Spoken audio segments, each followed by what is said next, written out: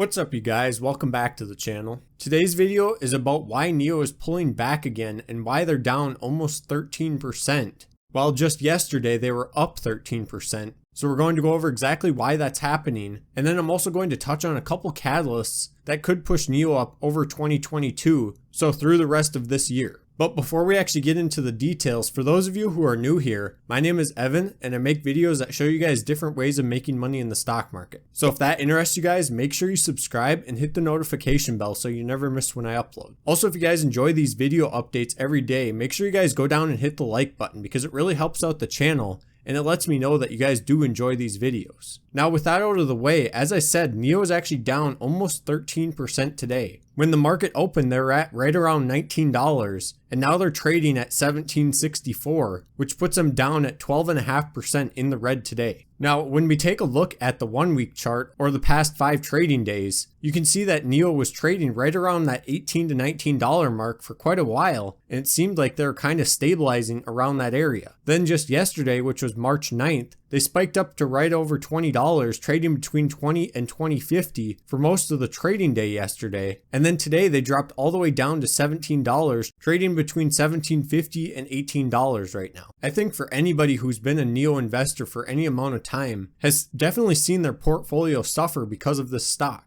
Right now, NIO is down over 53% since November 8th, where they were trading at $43.20, and they fell all the way down to $20.17 as of yesterday, and then today they're trading in the high $17 range. And this may lead some people to wonder whether this Chinese electric vehicle stock is going to go out of business. But really, I think it's quite the opposite, even though we've been seeing them take hit after hit and their share price has been suffering quite a bit over the last few months. Pretty soon, we're going to see their earnings, which are going to release on March 24th, and that's when we're going to know a lot more information and we'll be able to see where they're headed over this next year of trading. But in the meantime, analysts are expecting that they made $1.55 billion in revenue, but in turn lost 16 cents per share. And this is according to a survey done by Seeking Alpha, according to 19 analysts covering the stock. Now this doesn't mean that analysts are always right, and oftentimes they are wrong, but the point I was getting to is that NIO is not going bankrupt right now. We know that they're not yet profitable, but we're still seeing increases in their delivery numbers when we look at the year-over-year growth. On February 1st, NIO reported their deliveries for January, and they put out 9,652 EVs in that month. Now, when you compare this to the previous year, this was an increase of 33.6%, and they also delivered 10,489 vehicles in December, so it was slightly lower when you look month over month from December to January, but those December deliveries showed a growth rate of 49.7% year over year compared to December of 2020. And then when we look at February, they're even lower, right around 6,100 vehicles. But that's somewhat expected, all things considered, especially with the Chinese New Year that goes on, and that's usually around February. So there's usually 1 to 2 weeks where there's not any businesses that are operating, or they're operating very minimally. And I've mentioned before, I'm not sure exactly how that plays into NIO and whether they shut down completely, but I know that they never put out nearly as many vehicles in February. So it could look like a downtrend right now, but especially since the beginning of the year, there's been a lot of auto manufacturers who've actually been suffering. NIO is not the only one suffering because there's been a lot of part shortages and a lot of parts on back order that different auto manufacturers still need to catch up on. And this isn't even to mention the ongoing chip shortage that's been a problem for the past 2 years or so, and that's been happening since the beginning of the pandemic. So we're really not going to know whether this is a trend right now, with NIO putting out less vehicles month over month until they announce their vehicle deliveries the first week of April, which is going to be for their March deliveries. Now, I do think March deliveries should be higher than February, and they could likely compete with their January numbers. I wouldn't be surprised to see them slightly lower than January, but they definitely should be higher than February because there's only 3 weeks or so if the Chinese New Year directly affects NIO, which I think it does because we've seen the past numbers, like I said, in past Februaries where the numbers were lower. And then that plus the fact that February is just a shorter month in general. So I think once those numbers come out in April for NIO's March deliveries, I think that's going to kind of dismiss the thought that this may be a downward trend in terms of how many vehicles they're delivering month over month. Now going back to NIO's share price, and we know they're trading in the $17 range right now, but the reason for this is mostly due to the Hong Kong listing. If you guys saw yesterday's video, I mentioned that the Hong Kong listing could affect NIO share price both in the negative and the positive, and we could have seen drastic moves. Now, I didn't say whether they were going to have an upwards trend or a negative trend, but I was fairly certain we were going to see some pretty big movement in the stock price today. And the reason why it's negative is because there's been further fears of delisting from US markets. Investors aren't exactly sure how to react to this news of NIO listing in Hong Kong on their stock exchange. A lot of people are thinking that NIO is fearful that they're going to be delisted or they're going to delist themselves from US exchanges. So the point of listing in Hong Kong is to create a safety net and expand their investor base so they're not all stuck in one country. And on top of that, NIO is also looking at listing in Singapore at some point. Now, there's not really any news on when they're going to list, but there's been talks about that. So that would be another country that they're expanding into to really diversify where their investors are from. Now, you combine the fact that NIO listed in Hong Kong and that ignited new delisting fears with the current situation in the commodity markets, and this is raising concerns about future profit margins of the electric vehicle market. There have been other EV stocks, including Tesla, that have really been trending lower in recent weeks. And I'm sure you guys know that a lot of smaller EV stocks are really dependent on Tesla. Whenever Tesla makes big moves in the market, it typically trickles down and affects a lot of smaller EV stocks as well. But with all this happening right now, you guys are probably wondering what's going to happen next for NIO stock. And right now, analysts are predicting that they're going to report a loss of 24 cents per share in 2022. So the company is projected to still remain unprofitable in the near term. Now, on top of that, analyst estimates have been mostly stable in recent weeks, but they're probably going to start trending lower due to recent developments in the commodity markets. Now, this is not to say that everything's negative for NIO right now, because there are a couple of catalysts that are coming up that could potentially power their shares up, and we could start seeing NIO go on an upwards trend. Now, the first one of these catalysts, which is coming up soon, is their fourth quarter earnings, and the earnings are due to be reported on March 24th. And then another thing that could be a potential catalyst is the release of NIO's ET5 and the ET7 sedans. The ET5 is expected to see the beginning of deliveries to Chinese customers in September of this year, while the ET7 flagship sedan is going to see the start of deliveries at the end of the first quarter. And I think both product launches and details about the pre-orders of both vehicles are likely to positively affect the shares of NIO. And once these vehicles are released, I don't think it would be surprising to see their deliveries boosted by 2,000 to 3,000 units per month.